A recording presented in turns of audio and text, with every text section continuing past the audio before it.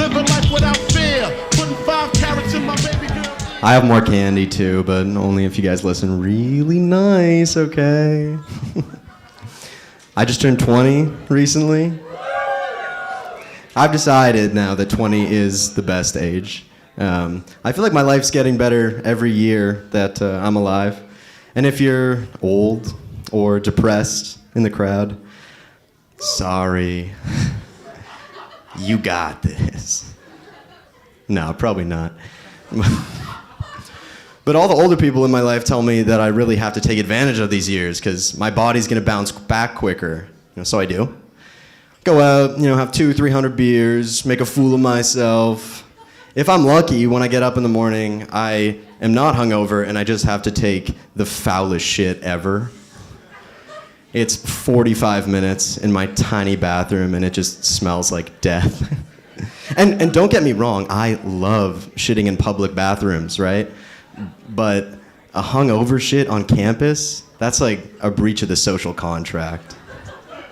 If I told younger me that life in my 20s would just be my legs bringing my ass from toilet to toilet, he would be befuddled.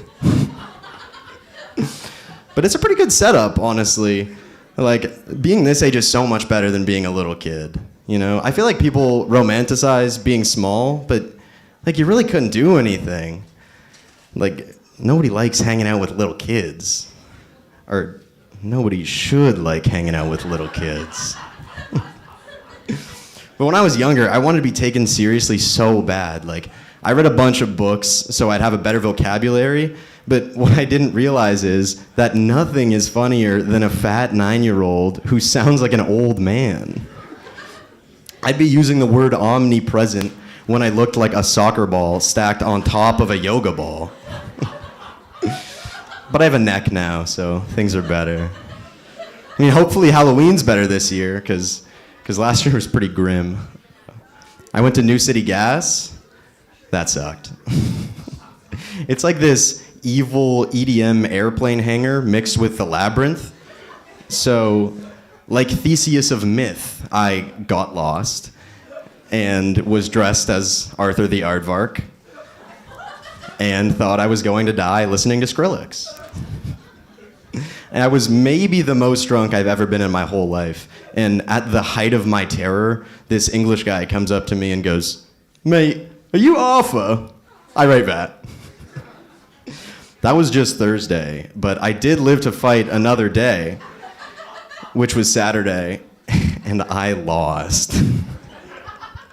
Saturday was my first and only one-night stand. Still Arthur, by the way. I say only because I made my roommates promise to kill me by Wile E. Coyote-style falling anvil execution if I ever have one again.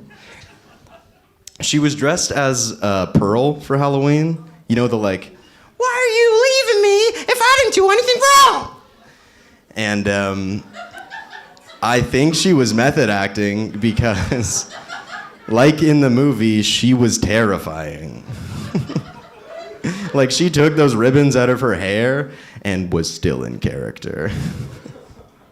Like, she did this thing where she was whispering a lot in her sleep, and then also some crazy twitching. Like, I caught an elbow at 4 a.m. right in the chin. But that is something I've noticed that girls do when they fall asleep. There's kind of an Elvis thing going on. And, like, it starts up top, right? It's the arms a little bit. And then suddenly, we'll get the hips involved. And then all of a sudden, "What's wrong with all the money? What's wrong with all the shit?" All right. Thank you. Thank you very much.